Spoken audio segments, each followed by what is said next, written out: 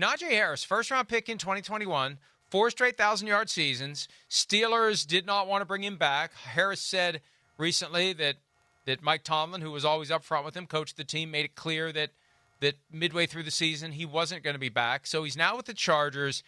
Here's Harris on his experience with the Pittsburgh Steelers following the retirement of all-time Steelers legendary quarterback Ben Roethlisberger. Have a listen. It was just a team where, we lost Ben, we lost a lot of the O-line. We just didn't know anything on offense, really. We didn't have identity. We had a young guy coming at quarterback.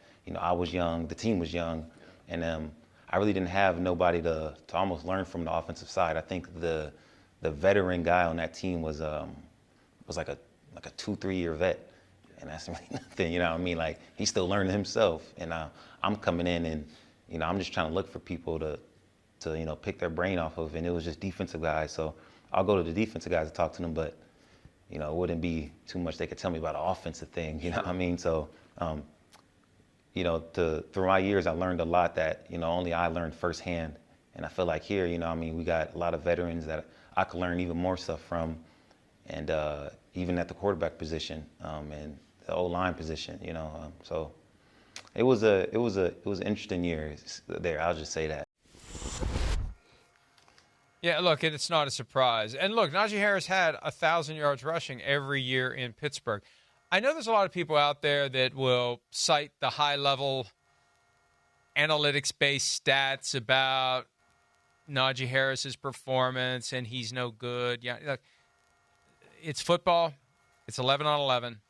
You have to have a certain toughness to play running back. Yeah. He's never missed a game.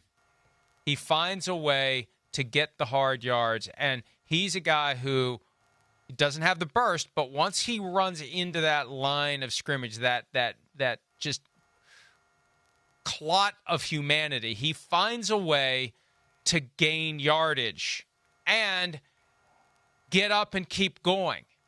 And there's a real value in that. I'm not surprised that Jim Harbaugh was the guy who made the beeline for Najee Harris. This guy's a football player. Get out of here with your analytics. He's a football player. And he's going to make your team better because he brings a toughness and a mindset to the table. And hearing him explain his experience in Pittsburgh makes it even more impressive. Because I could see his attitude was, I don't know what the hell's going on. You know what? I'm just going to run as hard as I can. I'm just going to give me the ball and I'm going to run as hard as I can because that's what I know and that's what I'm going to do. And that's football. And I think that's going to help the Chargers in 2025. It's funny, we talked about analytics last week, too, with football and baseball. And same thing here. I respect analytics. I think clearly they have a place in sports, but my pushback is always when you think it's the only way of doing it. So I know exactly what you're talking about, Mike. I've heard a lot of people analytically driven, analytically wired say Najee Harris is pretty much a replacement level running back, and he got fewer yards than expected, and there's nothing really impressive to him. But that doesn't work. The replacement level in football does not work for running backs. Why? Because they get hit. And so you can't just say, well, you put any back in there, and this back would get this. No, not necessarily. If they're a volume guy, and they don't miss games, and they take punishment, some guys are really good at it, Najee Harris, and other guys will not be there for your replacement level numbers because they won't be able to absorb the punishment that Najee Harris has in his career. And if you're a Steelers fan, you probably don't like what he has to say, but show me the lie. What did he say that's incorrect about his time with the Steelers? Now, maybe you could say, well, if you were better, you wouldn't need a mentor, whatever. But everything he said about his time with the Steelers is absolutely correct. And it's a wonder that this is a team that we give credit to and a coaching staff that we give credit to. But they had Matt Canada there as offensive coordinator, and then he was fired in season. They bring in a temporary guy, then they bring in Arthur Smith. They've got different quarterbacks. They have Justin Fields. They have Russell Wilson. They got Mason Rudolph. They got Kenny Pickett. I mean, if you look at it, if you step back, you'd say, oh, that's a team that they'd have a hard time having a winning record They make it work, but it's not always perfect. You know, Mike Tomlin is a great coach. And there's that faction of Steelers fans that want to fire him anytime they lose 2 games in a row.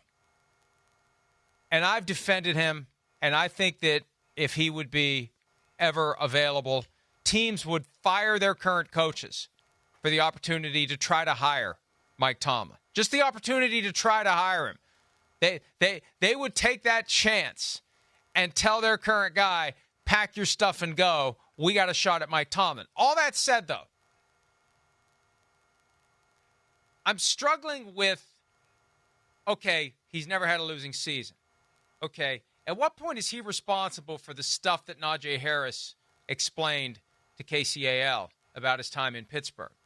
Like, Tomlin does incredible things when he's got one hand tied behind his back. But he's the guy that's tying his hand behind his back. That's where I'm struggling right now. He's responsible for the adversity that he has to overcome, and we get impressed by his ability to overcome the adversity. He's created the adversity. There might be a Chris Rock bit in that. That's right. hey, there's a bit. Hey, I'll tell you the Chris Rock bit on that. Let me edit this one. You didn't. Hey, I heard you got robbed. I didn't see nothing. You didn't see nothing because you was doing something. You're the one who did it. So, in this case, like you're the one, Mike, who brought in Matt Canada. You empowered him.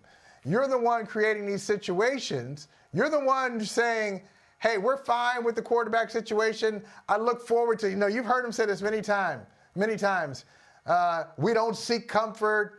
We like the uncertainty. I want to see what happens.